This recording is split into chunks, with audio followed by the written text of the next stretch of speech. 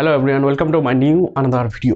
তো এর আগে আমি বলেছিলাম যে আমি ভিডিওগুলো হিন্দিতে বানাবো, বা এটা বলেছিলাম যে এই ভিডিওটার পর আমি নেক্সট ভিডিও যেগুলো আছে সেগুলো কিন্তু হিন্দিতে বানাবো, যেন অল ইন্ডিয়া আমার ভিডিও সবাই দেখে।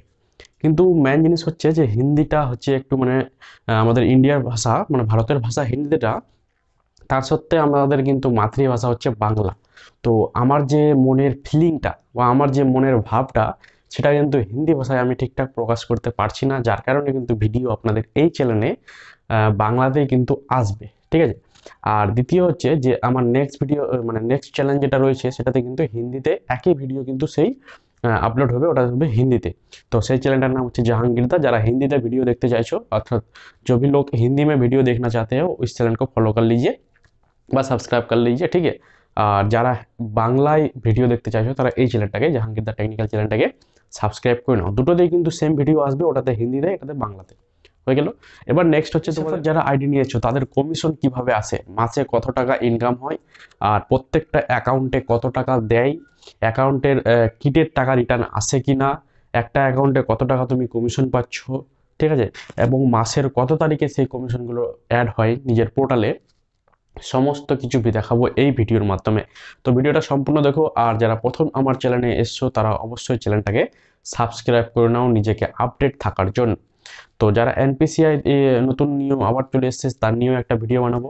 আর যারা এপিএস বিজনেস করে নিজের বিজনেসকে আরও উন্নত করতে চাও তারাও সাবস্ক্রাইব করে নিজেকে আপডেট রাখো। তো দেখো, সূর্যোদয় ব্যাংকের যে যারা সিএসপি নিয়েছে তাদের কমিশন কতটুকু আসে, প্রত্যেকটা অ্যাকাউন্টে কত টাকা কমিশন দেয়। তো আপনাদের আগেই বলে দিই যে একটা অ্যাকাউন্টে 30 টাকা কমিশন দেয় সূর্যোদয় স্মল ফাইন্যান্স ব্যাংক। এবার প্রত্যেকটা কিটের টাকা কিন্তু আসে সেই 10 তারিখে, আগে মাসে, অর্থাৎ এই মাসের, এটা যেমন ফেব্রুয়ারি মাস, ফেব্রুয়ারি মাসের আপনি যতগুলো অ্যাকাউন্ট খুলবে আগে আপনাদের পোর্টালে চলে আসবে তোমার জানুয়ারি ফেব্রুয়ারি মার্চ, মার্চ মাসে কিন্তু সেই 10 তারিখে, 10 থেকে 11 তারিখের মধ্যে আপনাদের পোর্টালে কিন্তু টাকাগুলো ক্রেডিট হয়ে যাবে। ম্যান ওয়ালেটেই হবে, যেখানে আপনাদের এপিএস ক্যাশ উইথড্রল করে রাখছো সেই জায়গাতেই কিন্তু টাকাটা অ্যাড হয়ে যাবে, ঠিক আছে। দ্বিতীয় হচ্ছে যে একটা অ্যাকাউন্টে কত টাকা দেয়, একটা অ্যাকাউন্টে তোমার 30 টাকা কমিশন দেয়, একটা কিটের টাকা রিটার্ন দেয় তোমার 100 টাকা, ঠিক আছে। তার মধ্যে আবার কিছু টিডিএস কাটে। টিডিএস বলতে এগুলো আপনারা আইটিআর ফাইল যখন করবেন তখন আপনাদের ওই টিডিএসটা রিটার্ন চলে আসবে। এটা হলো। দ্বিতীয় হচ্ছে যে এই এপিএসে কত টাকা কমিশন দেয়, এপিএসে কমিশন দিচ্ছে শুধু আপনার 10 টাকা হাইস্ট কমিশন, তারপরে তো নিচে তো স্ল্যাবগুলো রয়েছে 3 টাকা, 6 টাকা, 7 টাকা, 8 টাকা।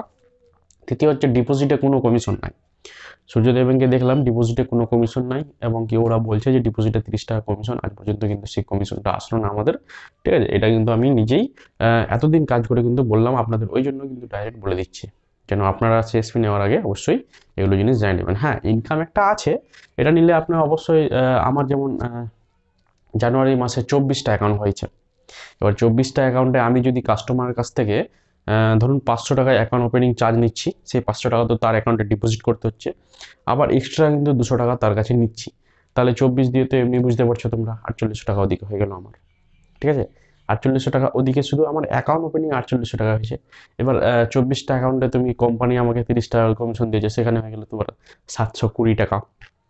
তো এইটা রয়েছে, প্লাস আরও তোমার যে এপিএস কোম্পানিগুলো যেগুলো কমিশন দিচ্ছে, সেই মানে ইউপিএস উইথড্রল কমিশন, সেই কমিশনটা দিয়ে দেখবে তোমাদের 7 থেকে 8 হাজার টাকা কিন্তু এই একটা এপিএসে কিন্তু তোমার চলে আসছে। আর আমাদের কাছে কিন্তু আরও রয়েছে এপিএস, যেমন ইন্ডাসইন্ড ব্যাংকের রয়েছে, ফিনো পেমেন্ট ব্যাংকের রয়েছে, তোমার সূর্যোদয় ব্যাংকের রয়েছে, এটা তো রয়েছে, আরও রয়েছে, ঠিক আছে।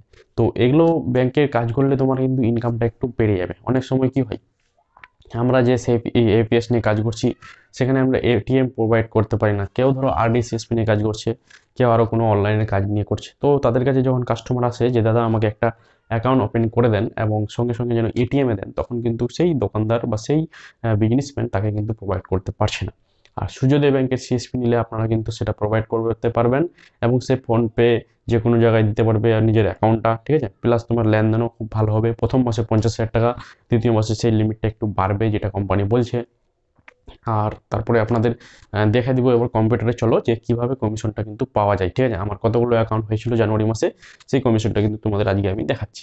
সবার প্রথম আমরা ক্রোমে চলে যাব এবং ক্রোমে যাওয়ার পর এখানে আমরা লিখব মুভি সাফারটা, তারপর যেটা প্রথমেই লিঙ্ক আসবে সেই লিঙ্কটাতে আমরা ক্লিক করার এখানে দেখবেন যে পার্টনার লগইন বলে একটা অপশন রয়েছে, সেই পার্টনার লগইনটাতে ক্লিক করে নিজের ইউজার আইডি এবং পাসওয়ার্ড দিয়ে ক্যাপচার দিয়ে লগ ইন করতে হবে। তো আমি আমার নিজের আইডিটা দিয়ে লগ ইন করে নিচ্ছি, এবং যারা এই ব্যাংকে কাজ করছে তারা নিজের আইডিগুলো লগ ইন করে নেবেন। লগ ইন করে নেওয়ার পর আপনাদের দেখাবো যে আপনারা কমিশনটা যে আমাদের প্রতি মাসে চলে আসে এখানে, বা কমিশনটা যে অ্যাড হয় সেই অ্যাডটা কত টাকা হয়, একটা অ্যাকাউন্টে কত টাকা রয়েছে, সেই জিনিসটা আপনাদের এই ভিডিওর মধ্যে দেখাবো। তো আমি কমিশনটা দেখার পর রিপোর্টে গিয়ে এখানে কমিশন লিস্টে গেলাম। তারপরে এখানে দেখবেন যে ফ্রম ডেট, মানে যে লিস্টটার থেকে আমাদের কমিশন 10 তারিখে ঢুকে আর 11 তারিখের মধ্যে সেগুলো দেখা যায়। তো ফাইনালি এখানে 10 তারিখের পর সার্চ দিলাম এখানে, যেখানে আসলে আমার ডিসেম্বর মাসের, এটা তোমাদের দেখাচ্ছি।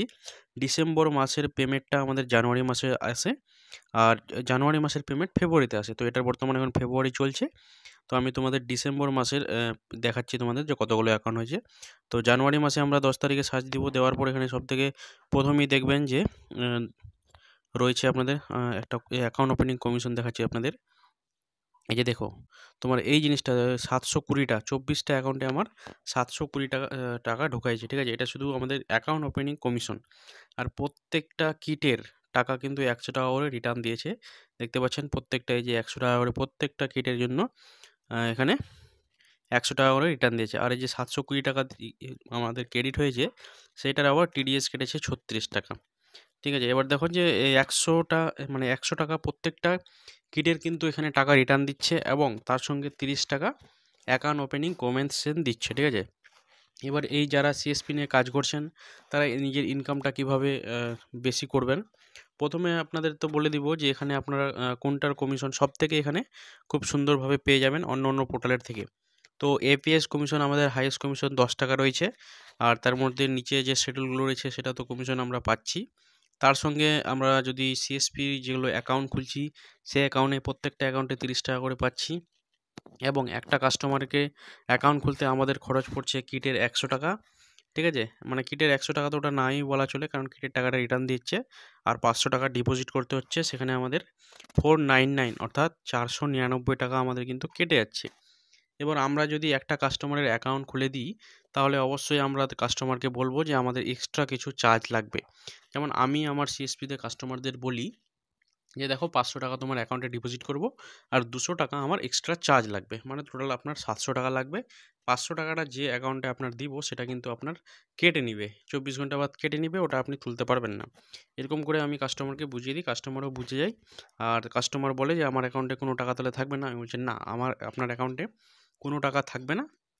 এবার আপনারা 500 টাকা কেটে যাওয়ার পর নেক্সট টাকা যেটা জমা করবেন সেটা আপনার থেকে যাবে।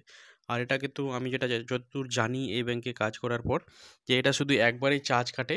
যেমন ফিনো পেমেন্ট ব্যাংকে আপনি যদি অ্যাকাউন্ট খোলেন তাহলে ওখানে 449 টাকার মতন কাটবে, এবং সেটা কিন্তু প্রতি বছরে অ্যানুয়াল ওদের কাটে, ঠিক আছে? ফিনো পেমেন্ট ব্যাংকের, আমার অনেকগুলো ফিনো পেমেন্ট ব্যাংকেরই অ্যাকাউন্ট রয়েছে।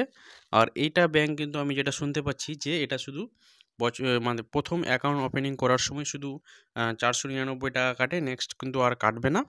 আর আপনাদের এটাও বলবো যে এই ব্যাংকের যে এপিএস কমিশনটা খুব সুন্দর, আর এপিএস যে ট্রানজ্যাকশন সাকসেস রেটিও, ঠিক আছে, সাকসেস রেশিও যেটা রয়েছে সেটা অতিরিক্ত ভালো, খুব একদম স্পিডে এগুলো ট্রানজ্যাকশন হয়। এপিএস ট্রানজ্যাকশন কোনো টাইম লাগায় না, প্লাস তোমার ফেল হওয়ার সম্ভাবনা অনেক কম। এই মুভি সাপোর্ট থেকে যারা এপিএস করছেন তারা অবশ্যই জানবেন। প্লাস আপনাদের প্রত্যেকটা জিনিস কিন্তু এখানে ভালোভাবে আপনারা কাজ করতে পারবেন। ডিএমটি বলো আর তোমাদের সিএমএস বলো, সিএমএস খুব এটাতে কম রয়েছে, কিন্তু যারা করতে পারবেন তারা অবশ্যই এটা দিয়েও সিএমএস করতে পারবেন।